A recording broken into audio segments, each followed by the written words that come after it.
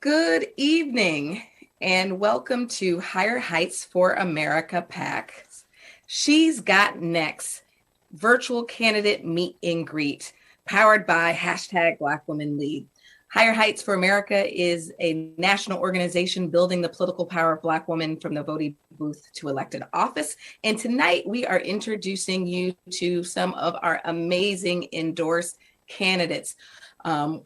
49 days until voting ends, and for us to send not only some amazing Black women to Congress, but also candidates that have a vision for helping us build an America we can all believe in by building economically thriving, educated, healthy, and safe communities, centering Black women, our communities, and our nation. So if you are joining us, please share the feed.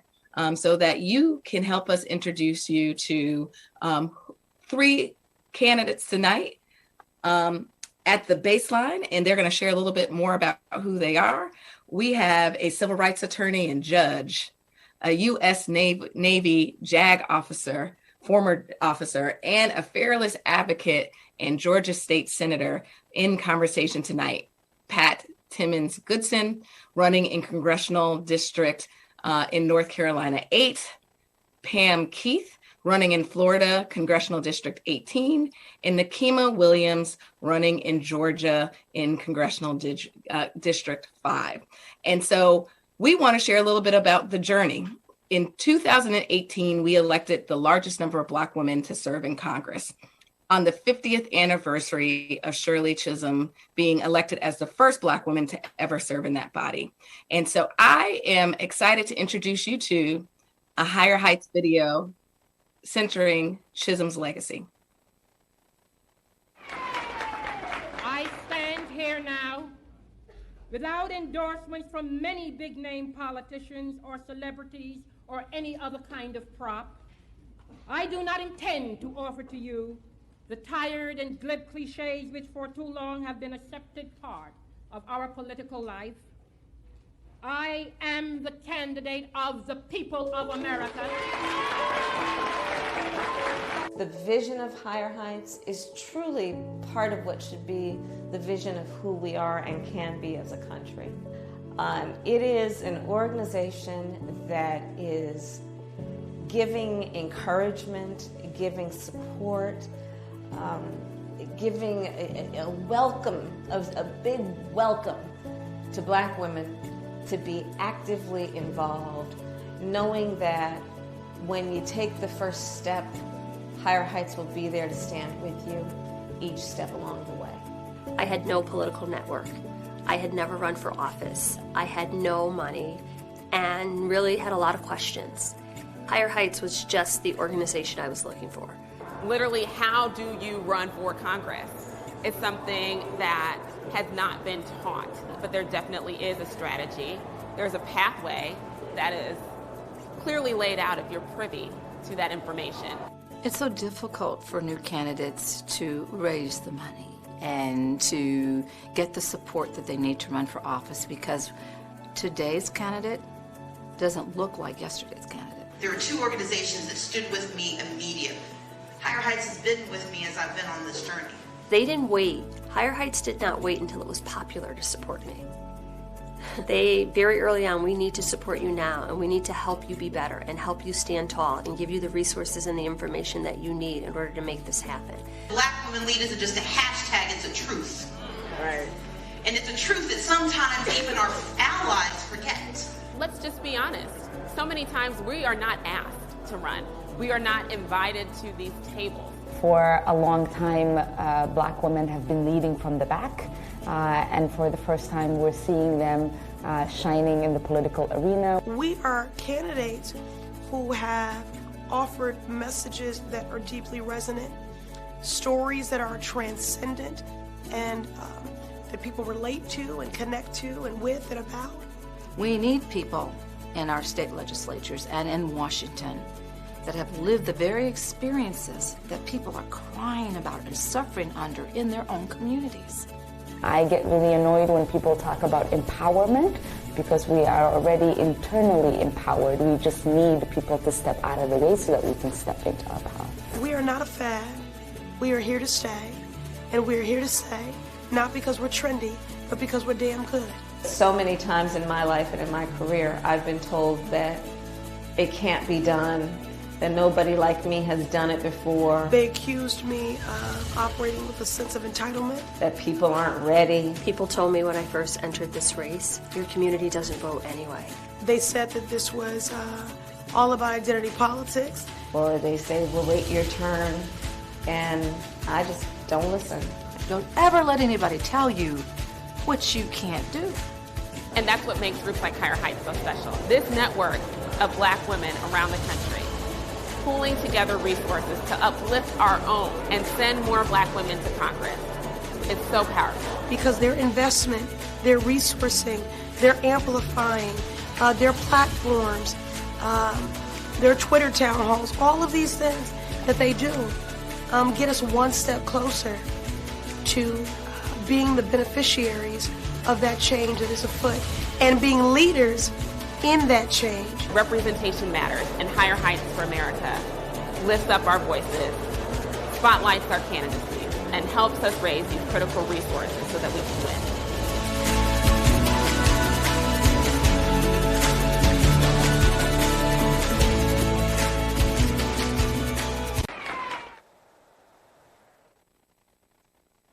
Well, like I said, I'm excited about this conversation for a variety of reasons, and to introduce you to Pam Keith, Nikema Williams, Timmons Goodson. Might be an introduction to some. This may be you're already fangirling. You may be supporters, but collectively, these women have an amazing story, as well as a vision for their district, their states, and our country.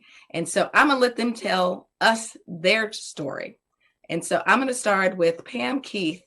Tell a little bit about you, your story, what brings you to this moment of continuing to step into your power and boldly leading in this moment. Thank you so much, Glenda, and thank you so much to Higher Heights. I am so truly honored to be a part of this discussion with three of my sorors that I am so proud to be a member of Alpha Kappa Alpha sorority and to share this moment with them. I wanted to let the audience know that every one of us comes with a totally different story. And that is the truth about Black people. There is absolutely no monolith, one-size-fits-all path for any of us. I am the daughter of a diplomat. My father was living overseas with my mom when I was born. I lived in Turkey, I lived in Morocco, I lived in Syria, and then my parents divorced, and I lived the life of the child of a single mom, taking buses to try to get to school and barely making rent and really, really struggling. So I've had this major contrast in my life. But I am the amalgamation of my parents. My father, who taught me about service to country, service to others, being responsible, giving back, and my mother, who taught me how to be a champion. My mom had to stand up for me when I was a child in a segregated public school in Kentucky that was recalcitrant against desegregating their school. And my mom had nothing. She had no name, no title, no nothing, but she showed me what it meant to be a champion for others. And so between them, my stepmother has taught me so much. My grandparents taught me so much. I am the amalgamation of people who poured into me, just like Kamala told of the folks that poured into her. God made me argumentative. He made me a person that likes to get in the mix and cannot sit on the sideline when I see injustice, when I feel like a champion is needed. And I took that natural inclination. It led me to go to law school and hone that with, education and skills. And ever since I was a hired gun for our military. I was in this Navy. I served as a Navy judge advocate, and I defended sailors and Marines and other service members who needed either help with basic things like filing taxes or needed somebody to defend them when they were getting court-martialed or getting kicked out of the military under an unfair policy like don't ask, don't tell. So I was a champion then, and then I took my skills to big law firms and they honed those skills, and I got hired by the the nation's biggest companies to champion them and to resolve their issues. And now I'm a champion for the people, and that is exactly what God put me on this earth to do. This is my purpose. This is my mission, to take all of that experience, those skills, and put them to work to champion the person who couldn't pay $600 an hour for an attorney to champion them. They vote. That's how they get their champion.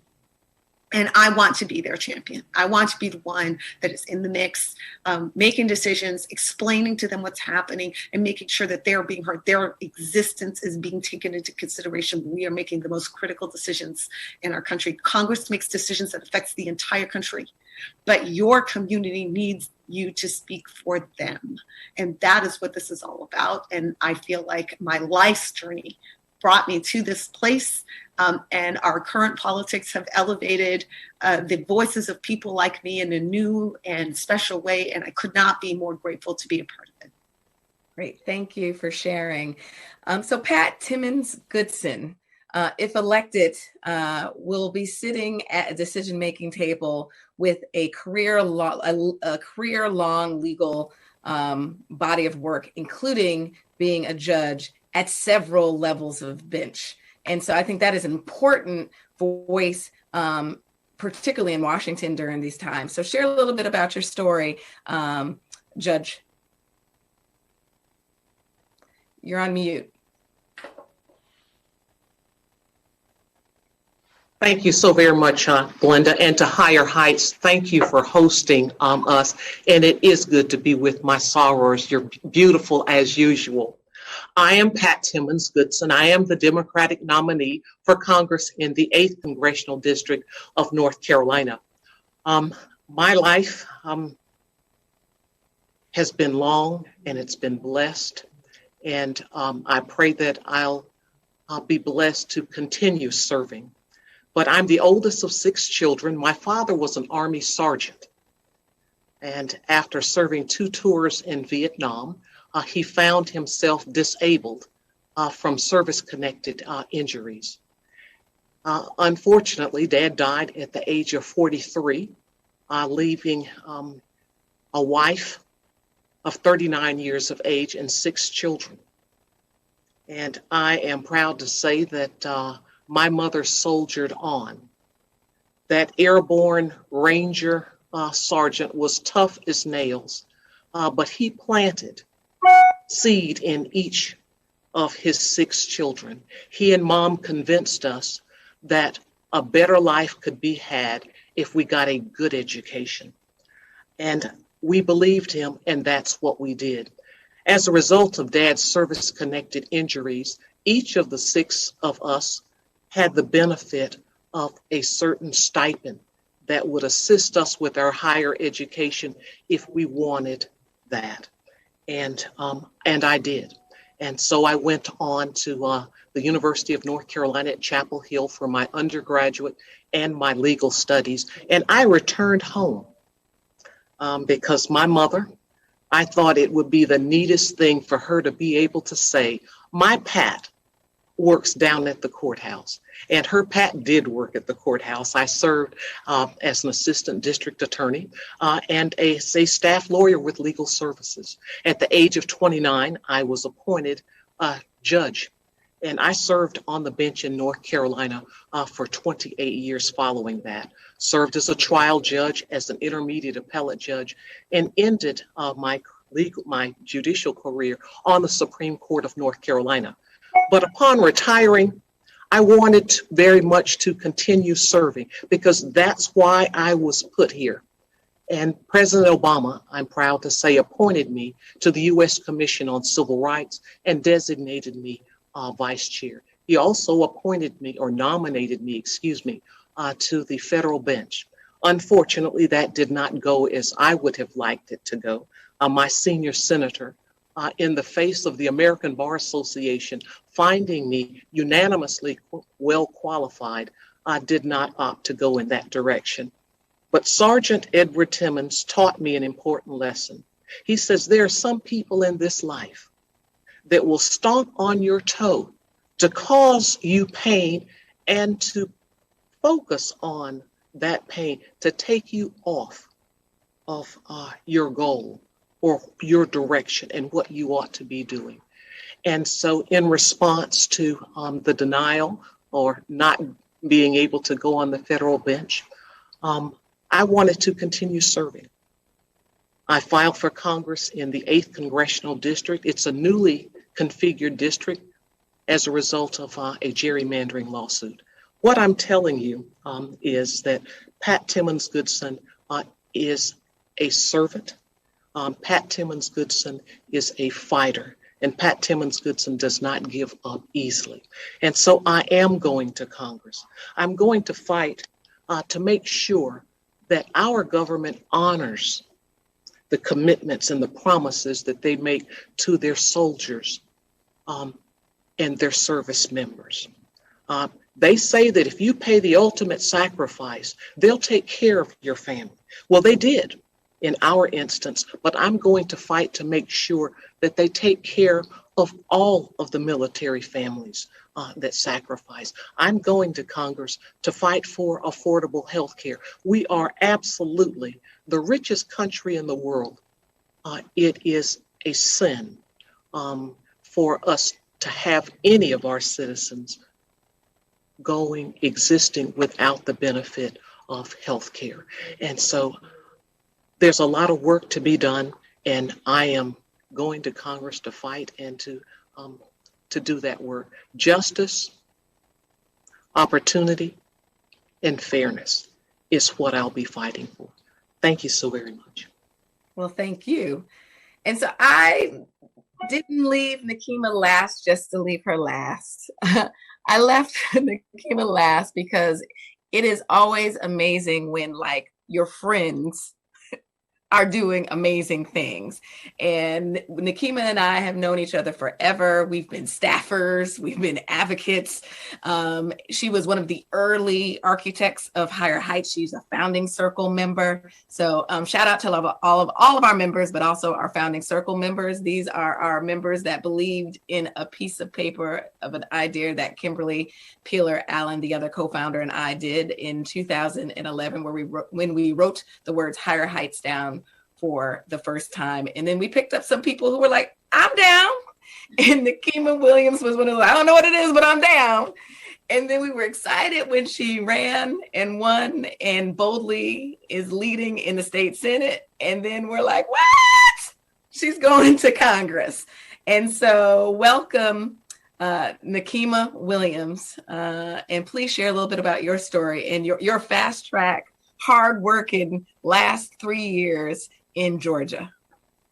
Thank you so much, Glenda. Thank you to my Higher Heights family and my sorors that are on this panel getting ready to go to Congress. We're going together, y'all. It's kind of like coming home tonight because I have watched Higher Heights grow and blossom, and Higher Heights has watched me grow and blossom as a candidate, as a person, as an activist. I'm Nikema Williams. I'm a mom. I'm a state senator. I'm an advocate, and I'm going to be the next member of Congress from Georgia's 5th Congressional District. I was born in rural Alabama, y'all, and I say this not to tell you my life story, but I was literally born in a home with no indoor plumbing and no running water. And so to imagine that I could have come from this small town in Alabama and work hard throughout my career, fighting for other people, I never imagined that moving to Atlanta 18 years ago after attending my HBCU, Talladega College, moving to Atlanta, not knowing a soul, that I could be the voice of the people of the 5th Congressional District. As Glenda mentioned, I've been an advocate for a long time. I spent the first 10 years of my professional career working as the VP of Policy for Planned Parenthood Southeast. So across the Southeast in Alabama, Georgia, and Mississippi, I worked in state legislatures fighting for women's right to make our own private healthcare decisions about our body and what we need for us. And then I had the opportunity to run for state senate, and I pondered it. I remember talking to you about this, Glenda. I remember talking to so many people where we always think that we have to wait for the next thing. I had a 2-year-old son. He's only 5 now, because that was 3 years ago, but I had a 2-year-old son at the time and trying to figure out the balance of how to make this work. And there are so many people that told me that I could do this and stood with me. And I offered myself to serve as the voice of my state Senate district. I've been fighting in the state Senate for voting rights and equality for all of us. Even getting arrested after the 2018 election results, when my friend Stacey Abrams was on the ballot, and we know that she rightfully won.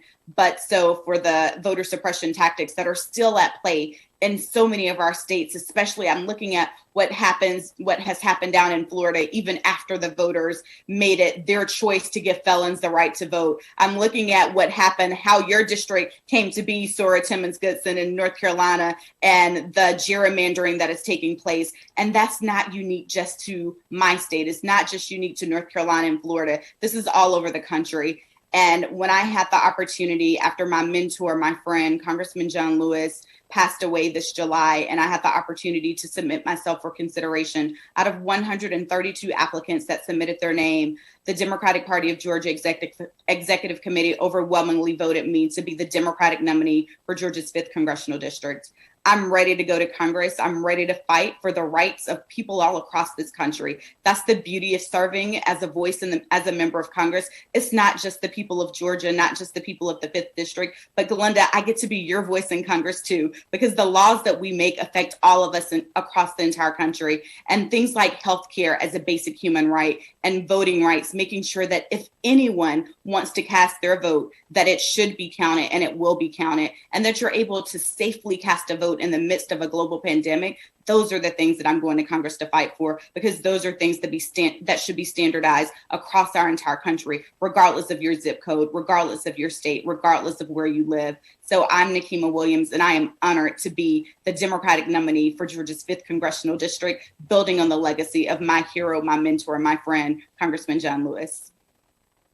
Thank you. As you can see, these 3 Black women and candidates, their leadership was built for this moment. And they are uniquely qualified, and will bring their lived experiences to Congress to boldly represent their district. But as Nikema mentioned, that, why you're interested and you're watching this across the country is because we can all be part of this democracy and ensure that we're electing leaders that we believe in. And so I think you would all agree we are living in some of the most politically toxic, racially divisive times of our generation. And you add in the backdrop of a global pandemic.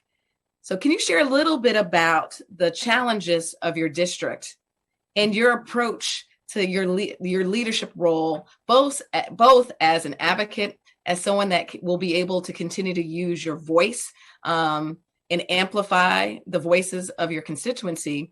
But what is the top issue that you think you are going to, tackle once elected to Congress and arrive in Washington in 2021? And I'll start with Pam. Thank you so much. I think we need to start at the very beginning, and we have a crisis of just not dealing with truth, right? And that is the crisis that is leading to every other crisis. It's undermining every other crisis. And that is the first thing we have to address. All 3 of us are running in the South. All 3 of us are running in purple states that have large components of the Republican Party. And the Republican Party has made a conscious decision to attach itself to someone who fundamentally does not believe in telling the truth. And it's done so, and it has decided to accept all of the dishonesty, the deceit, the lies, because they believe that the reason this person lies so much is a laudable or commendable reason. And if we're honest, that laudable or commendable reason is maintenance of status quo, maintenance of white supremacy, and maintenance of control of the wealthy and the powerful. That is why he lies so much, and that is why those who accept his lies do. It's not that they don't know that they're lies. It's that even though they do know that they're lies, they're willing to accept that.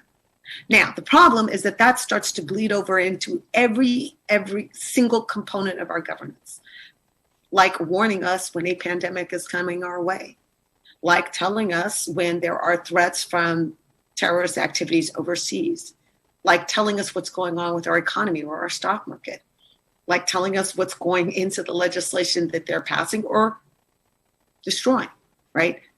All of that has now become subject to Trumpism, which is I say what I think I need to say in the exact current moment, it being utterly detached from anything I've said in the past and utterly detached from what is actually true, so long as it gets me what I want in the moment. I don't think any of us are going to be able to address what is really happening to this country unless we deal squarely with that. And the good news is we alone don't have to deal squarely with that. The people of the United States get to vote on November, on or before November 3rd to deal with that. But that is fundamentally something we have to come to grips with. You cannot legitimately govern a country like this one if you believe that honesty is not a component of what you bring to everything you do.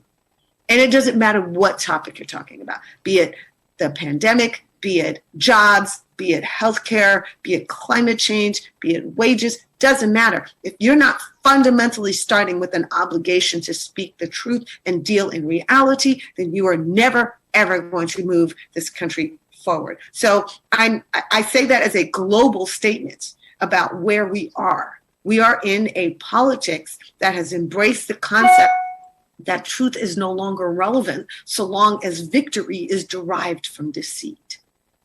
And if we don't confront that, I don't know that we'll ever get anywhere. And that really is the alpha and the omega of what's going on with this election. Because we have to, as a country, reject that before we accept anything else. We have to reject that. Yeah. Nikema? So I kind of mentioned this in my opening remarks, but voting rights is at the core of who I am and what I believe in. And I think about all of the issues that I want to elevate when I get to Congress. I think about the pandemic that we need to be addressing. My son started virtual kindergarten just 2 weeks ago, and y'all, virtual kindergarten is hard for a 5-year-old, but I'm a little bit past 5, and it is tough for us in our house. And I just think about all of the things that could be changed if we had leaders who actually cared in office. And so that goes back to voting rights. That goes back to everybody's voice being able to be heard at the ballot box, showing up to vote and knowing that your votes will be actually counted, especially running in a district that was held by Congressman John Lewis, Ambassador Andrew Young. These are civil rights icons who literally gave blood for our right to vote. And so I know that I have an obligation to fight for not only restoring the Voting Rights Act to where we were before Shelby v. Holder in 2013, but we have an obligation to move us one step forward. We have to make sure that we're addressing things like partisan gerrymandering. We have to make sure that we're looking at things like same-day voter registration. We have to make sure that we are looking at how people can safely vote in the midst of a pandemic where people want to confuse you and tell you that there's a difference in absentee voting and vote by mail. Spoiler alert, it's the same thing. Right. Vote by mail and absentee ballots are the same thing. But right now we're in a place where so many people are showing up to cast their ballots and they're not being counted, or you're not getting the ballots that you requested. This June, our primary election was delayed twice in Georgia. From March to May, from May to June. I requested my absentee ballot in March for our primary, and I still haven't received it, Glenda. Still waiting for it.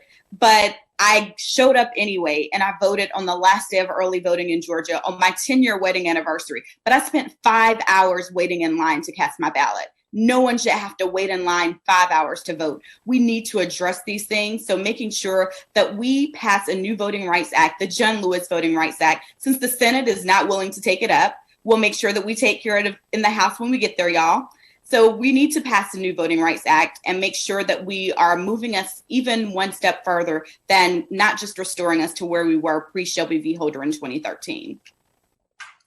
Absolutely. That if we don't actually protect our democracy, the very other issues that are at the very forefront of your constituents, it's hard to do that if our democracy continues to crumble. So, Pat, would love to hear your vision. Sure. My primary efforts will be aimed at healthcare. Yes, as great as this country is, with all of the freedoms that we enjoy, with people all over the world willing to risk their lives to get here, to enjoy those freedoms, whether we're talking about speech, assembly, religion, none of those freedoms matter if you don't have your health. I remember the old folks where I came from talking about, if you don't have your health, you don't have anything. It was true then, and it is true today. And so that's what I'll be working on.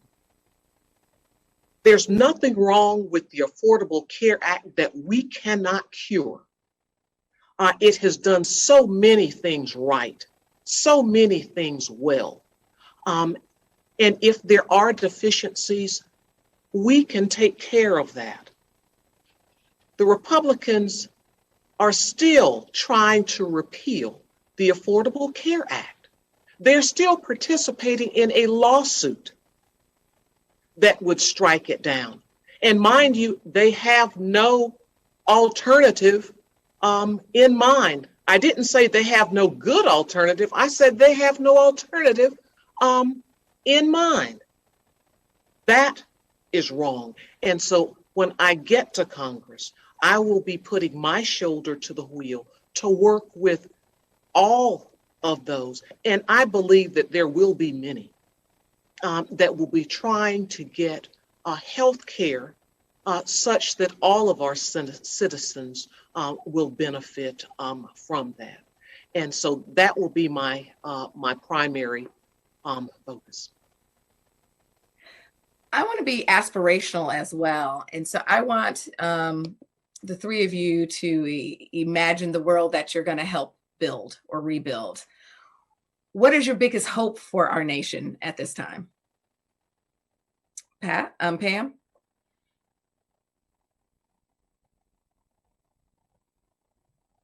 I mean, that's a really good one. I think the first thing that I really want to see addressed is accepting as true and as foundationally factual that every single person in this country is a co-equal owner of the gifts and rights of the Constitution, that there are not people who are owners of this land and people who are tenants on this land begging for crumbs of social justice and equality. I think this moment is a reckoning in which we are affirmatively asserting that the America from this point forward will no longer be an America owned by some, rented by others, and considered trespassed upon by others. That's not how this is going to be. All of us accept the co-equal rights of everyone else, not to be dominated or subordinate, but to be equal in all things, not just in the way the law is written, but in the way that the law is applied. And all of us who accept that are the future of America. And those who cannot accept that are going to get voted off the island, because we all can get along. We cannot get along with equality as our future and justice as our future. And if you can't get with that, then you can stay, but you can't run this thing, because the rest of us can get with that.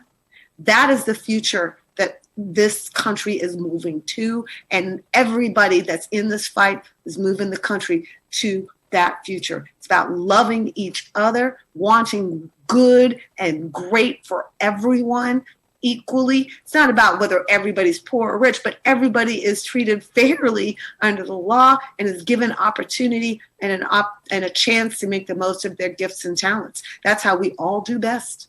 That's how America reaches its full potential. It becomes that more perfect union. So that's the vision that I have for our future, and I'm going to be working on that. Once she votes some off the island. Nikema, what's your hope? That's the piece that I held on to. Some people might need to be voted off the island. And you said it much more eloquently than I was going to say. Y'all, I am raising a little Black boy in this country. Carter Cakes. My Carter is 5 years old. He walks around with his little curly fro, and he does not want anybody to touch it. He has pride in who he is. And I want that for every young Black boy in this country. So my aspiration is a country where we are not still fighting simply for his Black life to matter, because that is the floor, not the ceiling. I want Carter and all of the other little Black kids in this country to understand that survival is the floor. They should have the opportunity to thrive in this country. And that's my aspiration. That's my dream. That's my goal, so that he's not still fighting the same fights that my grandparents fought, that his mom is fighting right now, and that he can walk through and continue to live his life out loud and on purpose, taking up his space in this world. And he's not going to be condemned for it. It gave me goosebumps.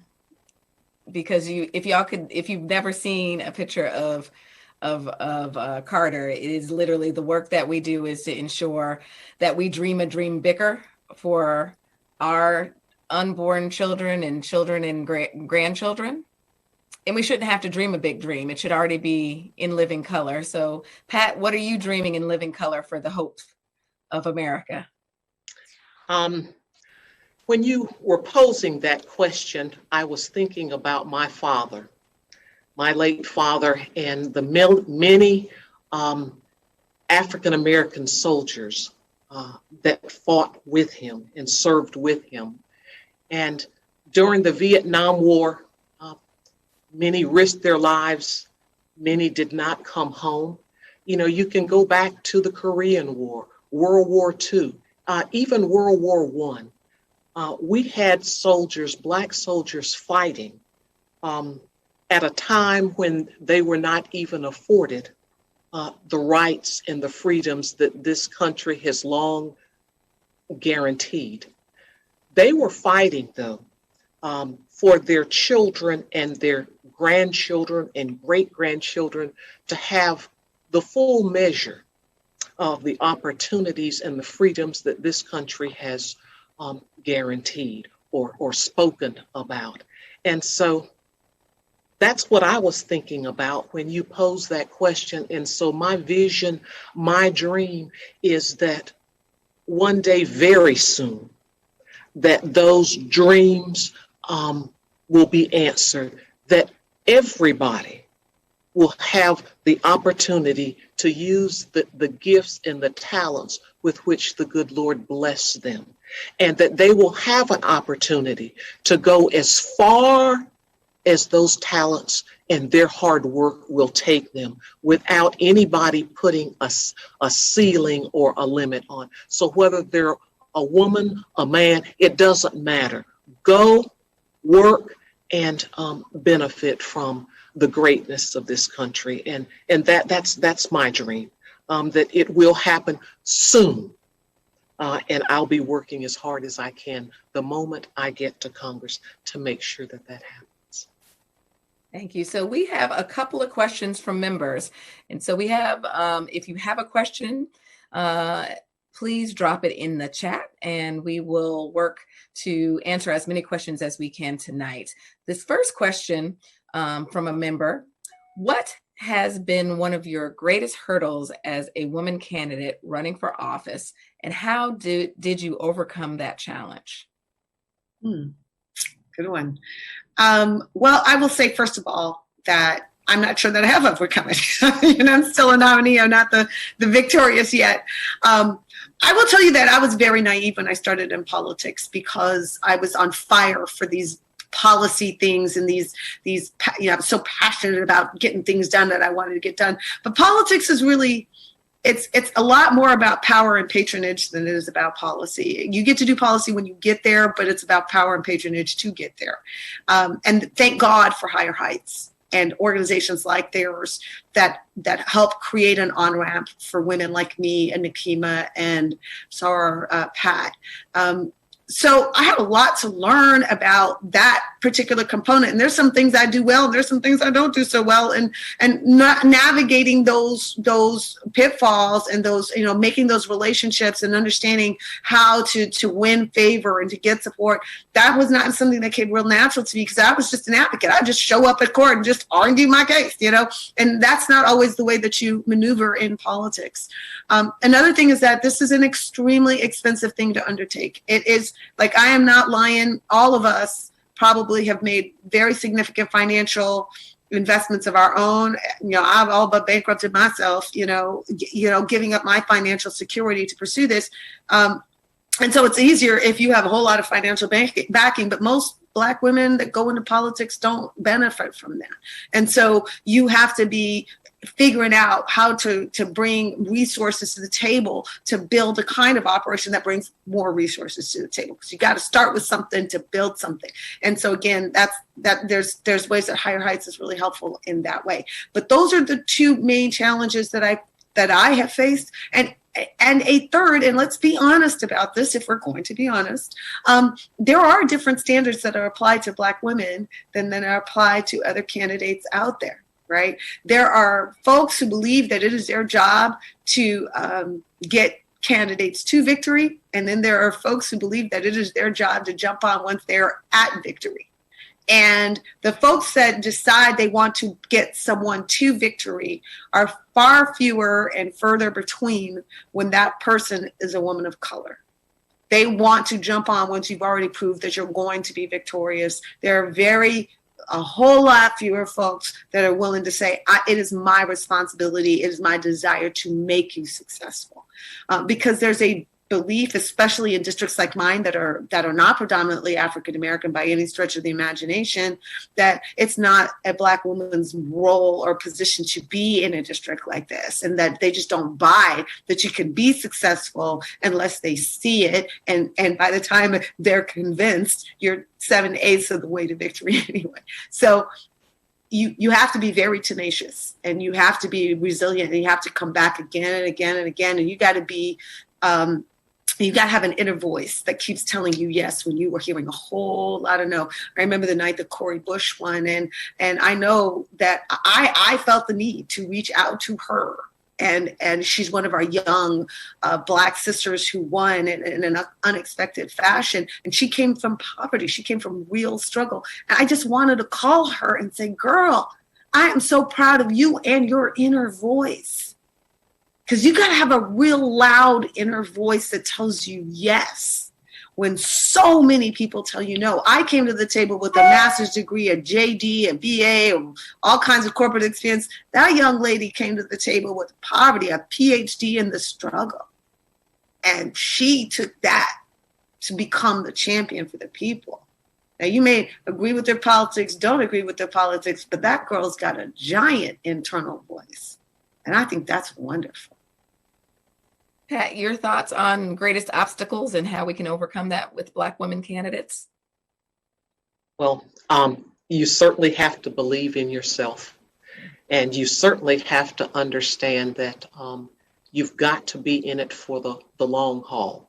If you're needing short-term success or pleasure, that's not going to get it. You have to understand that you're in it for the long haul. And you've got to understand that progress may not necessarily be, it is not going to be linear. You're going to go forward some, then you're going to go to the side, and then you're going to go further to the side, and then you're going to go the other. You work, and then you work some more, and then you work some more. As my father told me many years ago, and it's still true, I believe, you've got to be twice as good. That old saying is still true. You've got to be twice as good, to make the same progress. And so it's not for the faint of heart, this political politics. But I will echo what my soror just said. You do have to be twice as good to get half the credit. But there's nothing wrong with you the way you are. That's true. Anything but what you are. The way God made you is exactly the way you need to be the leader that you can be. You don't need to fit anybody else's box. You are just exactly perfect the way you are. And we're also your leadership is redefining what leadership looks like. Very often people believe it's white, it's male, and it's old. And the Black women that have been running and increasing our political power and leadership are literally showing what the new face of leadership is. So Nikema, your thoughts on challenges and the way we can overcome? So I'm just thinking about the conversation that I'm hearing right now and being who you are and that you are good enough. You are enough. I remember when I was sitting down with some people who were supporters and they were talking through with me launching my campaign for state senate. And someone told me that I should put Nikki on my signs instead of Nikema because I would get more votes if people didn't see Nikema. And I was like, well, number one, my mama named me Nikema, so I'm putting Nikema on my signs. But it's things like that as Black women, we still have to deal with in this country. We still have to deal with trying to figure out like the space that we're going to be accepted in. And I made a commitment then, and that I'm going to be who I am, and I'm going to continue to lead boldly because I know why I'm doing this work. And if someone is going to not vote for me just because my name is Nikema over Nikki, then that person probably does not believe in my core values anyway, which is centering those most marginalized in everything that I do. So as people are stepping up to run for office and thinking about the hurdles that they might face, remember who you are and remember why you committed to do this work in the first place, and just keep going. Sometimes you have to tune people out, find those people that are going to be in your corner, be your cheerleader, be your Glenda, that's going to make sure that you are uplifted along the way, because there are a lot of people that don't want to see us in this space. But there are a lot of people, especially here at Higher Heights, that are willing to uplift us and be our cheerleaders at every step along the way to make sure that we're overcoming those hurdles. So we're in a rapid round, ladies. We have a couple of really great questions. I don't know where to start from, so we're going to go quick. Yes. As a freshman, well, let me start with this one. Your thoughts the question is where you stand and how do we move forward on the Equal Rights Amendment? I fully support it. I think there's a timing issue in terms of ratification, but we're one state away or one piece of legislation away from getting it across the line. So this sister stands ready, willing, and able to get it across the line. Do whatever it takes. Quit playing. Let's get this thing done. Rapid round, cosign what Pam said. I concur with my two other sorors. As a freshman representative, what's your day one objective on the Hill? Don't miss a vote. I feel like we have, as freshmen, we're not going to really have all that much control as to where we are placed because that is party leadership that decides that. My goal is just to bloom where I'm planted. Wherever you put me, I'm going to make an impact. I think day one is looking at like who all is there and taking it all in. We can't forget the moment that we're in this country and that we as Black women are being given opportunities that so many people before us just did not have. And so day one, I want to make sure that I am enjoying this moment because it's not always going to be easy. And there's enough tough times ahead of us. There's been enough tough times behind us. So I'm looking forward to meeting all of my colleagues and building those relationships to make sure that we are coming together to move forward when it's time to get down to the work. Yeah. Go ahead, Pat. I'm sorry. I was simply going to add that on day one, I'm going to be making sure that I'm where I'm supposed to be and on time. And given the size of the structure, that may present my first challenge. Exactly. So obviously there's been a lot of conversations around how do we reimagining policing in this country? And so there's a question from our members that said, will any of you work to create a policy that bans no-knock warrants nationally? And kind of what is your approach in this given moment around how we reimagine, I'll broaden the question, reimagine policing in America? Mm-hmm. Well, I think if we are being honest, it's a part of a sort of more omnibus look at civil rights in America. Congress can take up no-knock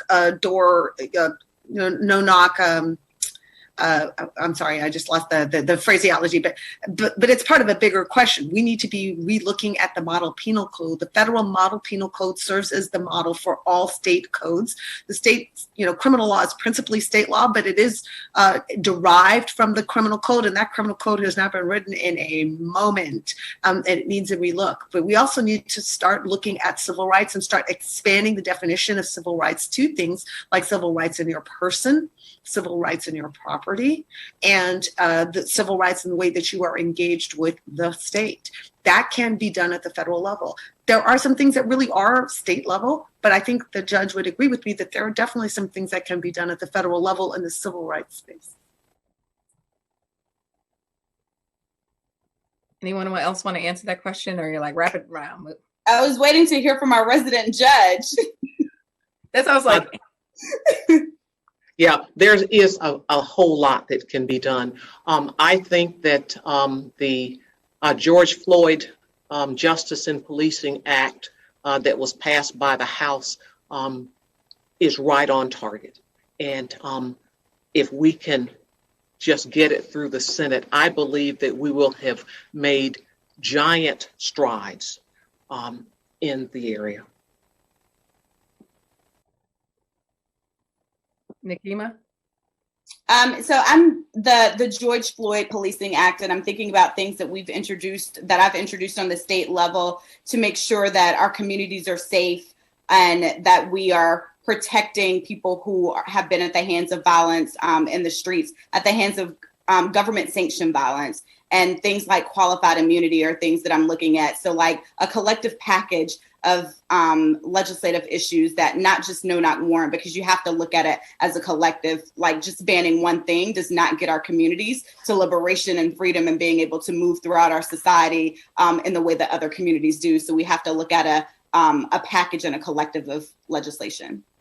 And on just another note, y'all, I hope that we will, because of all of the issues and the problems that we have in the area of civil rights, that we will begin to realize that just because we've always done things that way or we've long done them that way, that doesn't mean that we must continue doing it like that, or that that's the only way that it can be done and achieve our goals. Absolutely.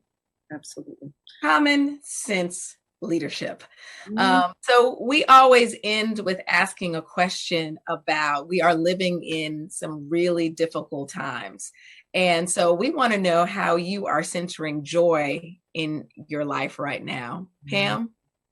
My self-care is cooking. I know that I don't need to eat all the things that I cook, but cooking gets me out of my sort of day-to-day call time political space. But I find tremendous, what gives me the absolute most joy is things where I see folks like Nikema and Pat and others. It is so easy to get bogged down in thinking about all of the bad things that are happening now, but God is creating a unique moment in our history to make really significant change. And if you're not cognizant of this, big changes are hard to do when people are comfortable and stable. They're a lot easier to pull off when people are uncomfortable and fearful, and a lot of things are destabilized. And so I believe with every fiber of my being that we are being presented with the greatest opportunity. And I am like on fire and joyous because I do believe we'll be victorious. And I do believe that when we get there, we're going to be given a golden opportunity to make this the more perfect union that our founding fathers gave us the tools to make. So yeah, it's sad to see what's happening, but it's also an amazing opportunity to shape what will happen in the future. Pat, what's bringing you joy in this moment? The little things, the things that perhaps I've taken for granted. The joy of looking at my 85-plus-year-old mother's face and having a conversation with her. And a family, my husband, and just the things that we tend to take for granted, my sons, more conversations with them, and anyway, the things that I've long taken for granted. Great. And if you are watching via chat, tell us what is bringing you joy in this moment. Nikema, what are you centering? So I believe that elections are about the future, and you will hear me talk till you're sick of hearing me talk about my Carter cakes. But in school last week on Friday, they had to bring an All About Me box. And I didn't help Carter pack his All About Me box. I didn't know what was going to be included, but he pulls out, we got a mailer. We're super voters. We got a mailer from one of our U.S. Senate candidates, Reverend Raphael Warnock, and it was a picture of Stacey Abrams on the front. And when he got it out of the mailbox, he said, "Mommy, it's Stacey." And he took that in his All About Me box on Friday. And when he presented it to the class, he said, "This is Stacey. She's awesome and she's enough." So knowing that I am raising a little boy in this country who knows that Black women are enough, Black women candidates are enough, y'all are enough. Carter believes in you. I believe in you. And he brings me so much joy, even when he is trying to get me to play Pokemon catcher or whatever it is that he wants to do at that moment. He brings me joy, and I cannot wait to continue to lead in a way that he goes out into society knowing that Black women can and will do any and everything. So we have 49 days until the end of voting to make sure that these three stellar Higher Heights endorsed candidates lead at the polls. And so there's work to do, members and those who are watching.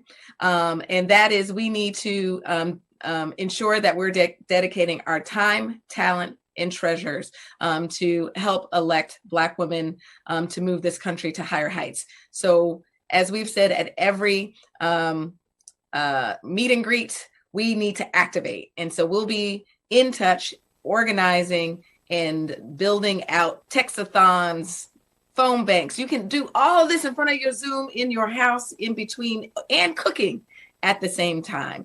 And so my last question from a member is exactly the call to action. So Pam Keith, what's the one thing we can do to help you? Obviously, contribute.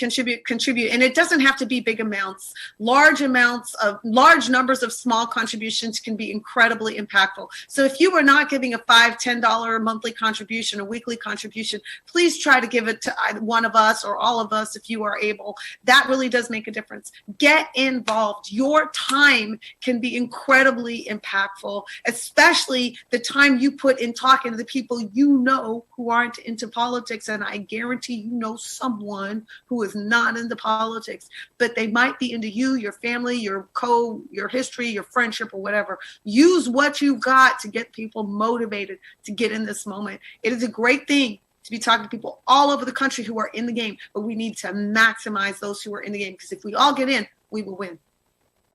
Great. Pat, what do we need to do to help you lead on November 3rd? Again, I concur in what Sarah Pam said, but beyond that, one of the ways that you can help is to get involved with social media and follow my campaign and the campaign of the other candidates, and put it out there. If you see something you like, put it out there to your network. That engages others and is still another way for them to get involved in politics in the process. Nikema, what are we doing to help not only you lead, but Black women lead across this country? I'm friend raising and I'm fundraising. You can go to nikemaforcongress.com and sign up to volunteer for one of our virtual text parties. We like to keep it fun and have a good time in our text parties on the weekends. And you can do it in the calm of your own home, away from the party if you don't want to do that. But also follow us on Twitter at Nikema Williams, on Instagram at Nikema for Congress, and on Facebook, Nikema for Congress. Friend raising and fundraising, nikemaforcongress.com. Thank you for joining Higher Heights for America PAC. She's got next.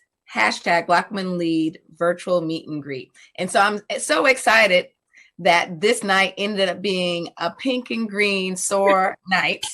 And so this has made my day, but they also, in addition to us being sisters, we're sisters in a variety of ways. And if we want to see an America we believe in, we need to elect leaders that inspire us. And I think you would agree that Pam Keith, Timmons Goodson, and Nikema Williams are certainly ready to lead day one in Congress. And we look forward to continuing to work with you. So join us next week when we have our meet and greet with Adrian Bell, running in Texas 14, Kansas, Venezuela, Texas 24, and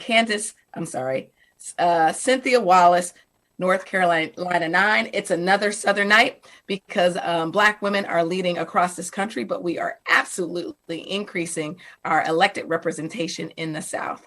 So thank you for joining us. Thank you for being members that help to fuel this moment to invest in the leadership of women like Pam Keith, Pam Timmons Goodson, Nikema Williams. Good night.